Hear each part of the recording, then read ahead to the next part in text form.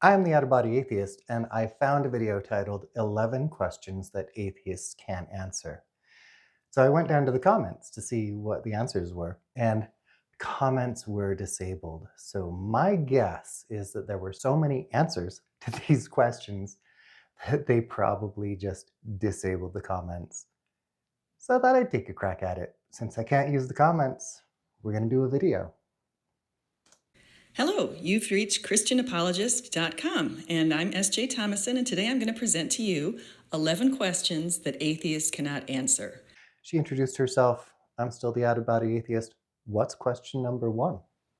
The first question: how do you explain why the early Christian martyrs preached for decades saying they saw the risen Christ? I don't know why that's a question for atheists. That feels like a question for Christians.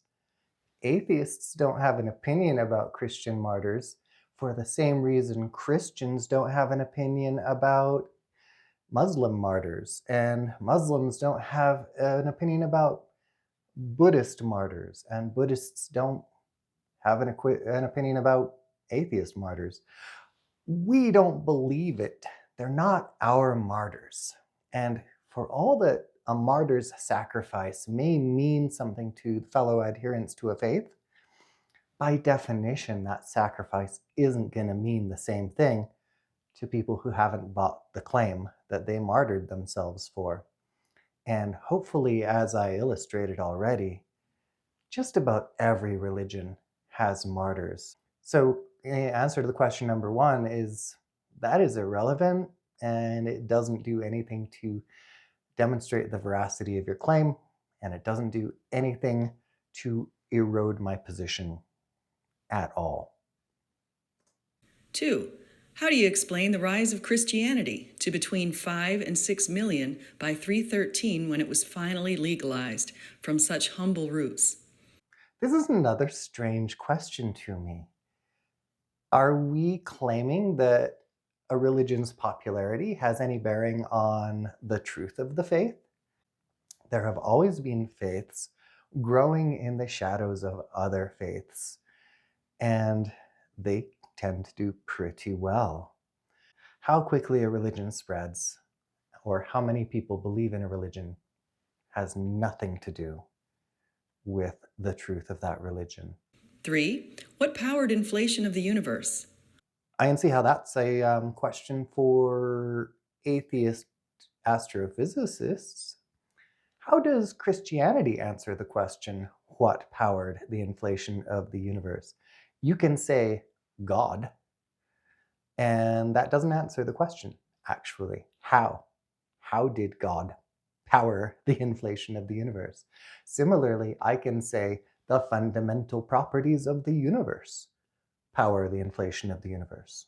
And that has at least as much explanatory power as the answer God. What is different is that we can do math about the properties of the universe. We can make observations, we can make predictions, we can test our theories and determine how true they are. Whereas with God, that is where you begin and also where you end. It is the alpha and the omega of go nowhere answers to a question. 4. Why are humans spiritual? Have you heard of a thing called pareidolia, or however it's pronounced? That's our tendency to see faces on things that don't actually have faces. A really great example would be the number of times we see a face on a tree because of the pattern in the bark. Or I'm notorious for spotting faces in the popcorn ceilings on older homes. There's always some sort of face looking back at us when we look around the world. I think spiritualism is just our tendency to put a face on things that don't have faces writ large. We are social animals, and the agency, the decisions, the choices of other social animals are deeply important to us. And so it's natural to assume that our little social animal brains are hardwired to see agency. And in just the same way that our Little brains are wired to see faces where there aren't any, because it is better to see a face where there isn't one than it is to fail to see a face where there is one, because that face can eat you. So too might there be some survival benefit in seeing agency where there isn't any, because if we miss agency where there is some, it could eat us. There could be social consequences, and we are such social animals that, yeah, that's going to have a lot to do with our reproductive success. So I think so many people are spiritual because spirits are like us, and we see us even when we aren't there. That also explains why God is so much like us, in spite of not being anything like us. We are so far from an infinite being that it makes no sense that an infinite being would think like us, or have the same motives as us, or have the same values as us. I think it's interesting and a little bit telling that all of the values and motives and thoughts attributed to God tend to just be like those of a little social human being. 5. Where did consciousness come from? Consciousness is a poorly defined phenomenon. And since I'm not in the business of studying consciousness, I'm not going to have an opinion about consciousness until anybody can tell me what it even is. I know what self-awareness is. That's our ability to be aware of ourselves in kind of a meta sense. We look in a mirror and we're like, that's a me.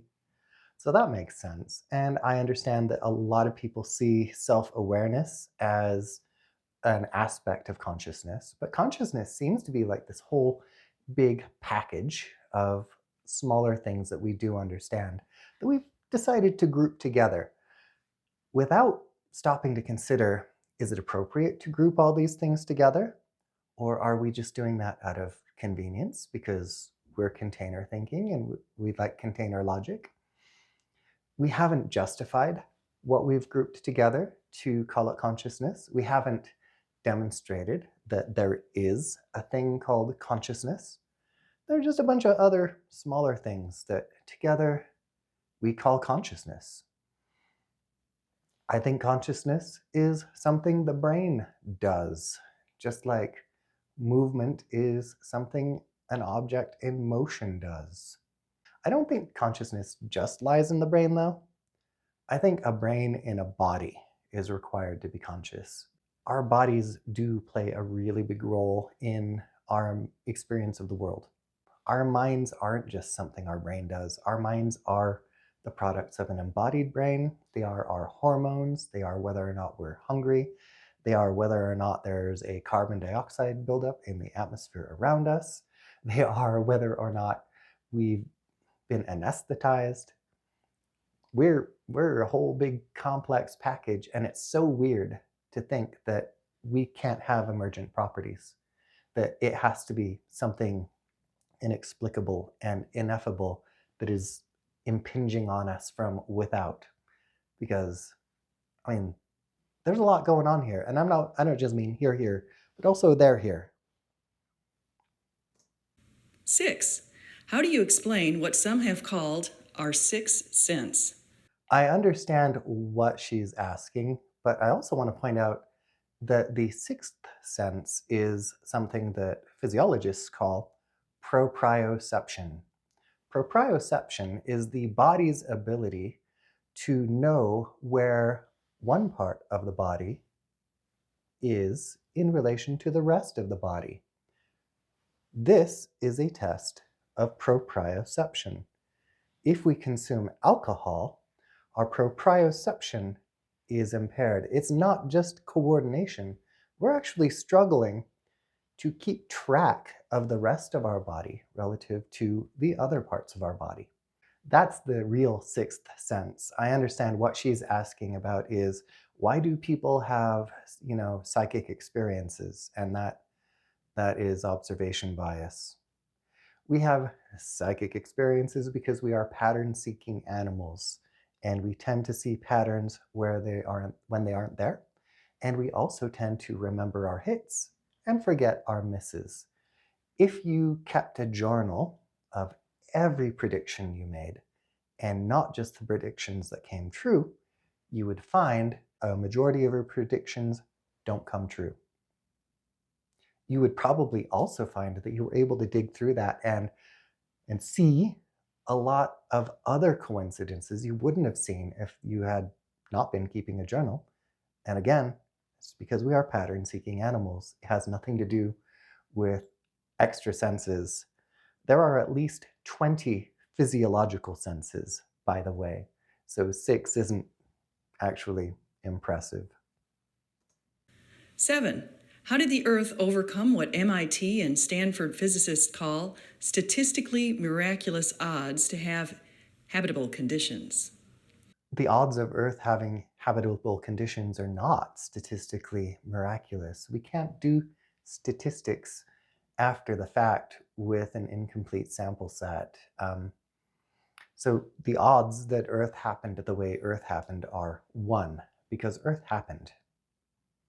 Earth cannot have happened any other way because that would be a different planet. From everything we can observe about when life originated on this planet, when those first microfossils appeared, mere moments after the Earth was cool enough to support life of any kind, conditions were quite different from what they are today.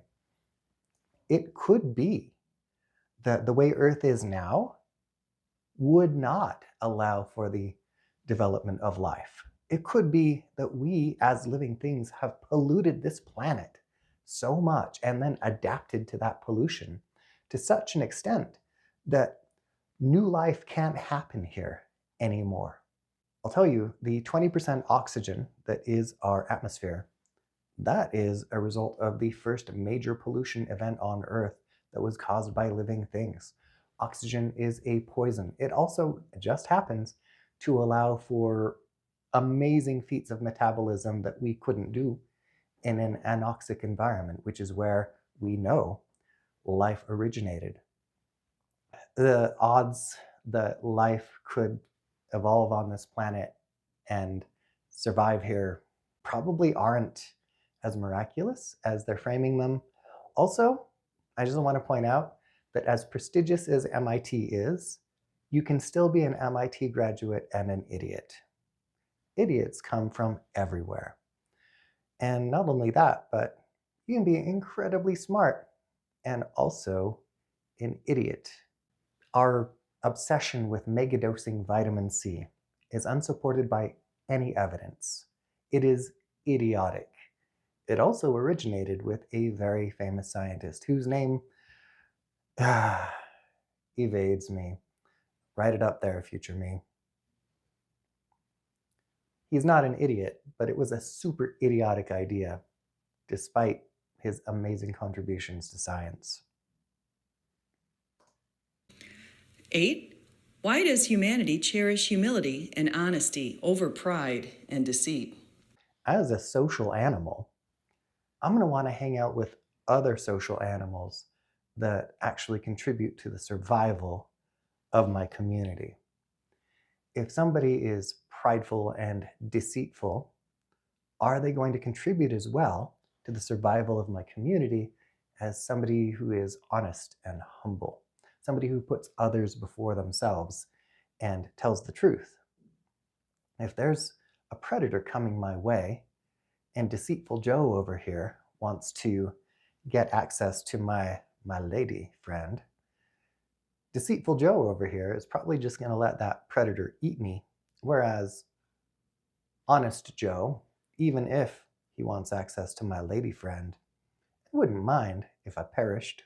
He's probably going to put the survival of the community ahead of his own desires and warn me that the predator's coming to get me. I'm going to want to hang out with honest Joe and not deceitful Joe, because I care about me, presumably my lady. My lady? 9. Why do almost all feel compelled to do what's right by helping neighbors? Why is there a norm of reciprocity? Oh shit, I already answered that. We're social animals. If you observe other social animals, you will see that the extent to which they are social determines how complex their social rules tend to be. The more social an animal is, and we are intensely social, the more complex their interactions will be. I have chickens, and I love watching my chickens because while they have a pretty complex set of social rules they follow, we have to say they're less complex than our own, and they're just pretty neat to see.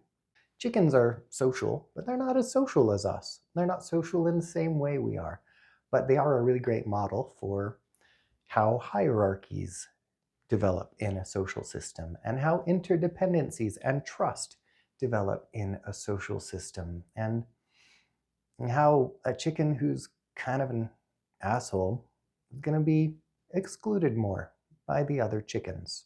We're social, and that explains a lot. We don't need some other being to pipe ethics into our heads because it's kind of hardwired into us. And there are really good explanations for it. It's not the big thinker that she seems to think it is. 10. What is our greater purpose? We don't have one. We don't have a greater purpose. There is no greater purpose for humanity. There is no greater purpose for life on Earth. There is no greater purpose for the universe. We don't need one because we make our own purpose. Now, making your own purpose is hard, and I understand the temptation to let someone else tell you what your purpose is, because it's easy to feel without purpose, because we are. But all you have to do to have your own purpose is care about things, care about people, care about outcomes, care about your community. And the more you do that, the more you'll find purpose for yourself. And it's going to be different from mine. And that's better. If we all have the same purpose, if we think we should all march in lockstep like little robots, if we don't value individuality, we lose a lot that we could have if we allowed for that individuality, if we allowed for everyone to find their own purpose. Having your own purpose is awesome. And sometimes feeling without purpose can be pretty neat too. Just try it out. It's not always a tragedy. And 11. Why is there evil in the world? I don't believe there is some thing we can call evil. There's no external evil. Within our social units, within our social groups, there are behaviors that can be beneficial and behaviors that are decidedly not. We tend to think of the more heinously not beneficial behaviors as evil. So evil is a thing people do, not a thing that is. I believe that you can't be a good person and a billionaire. If you're a billionaire, you have plenty of time and resources to look around and see all the people who could use some help. And you also have all the time and resources to know that helping people isn't going to hurt you. So if you're a billionaire and you remain a billionaire, I don't think you can be a good. I also don't think you're evil, but I think you're probably doing some pretty evil shit to remain a billionaire.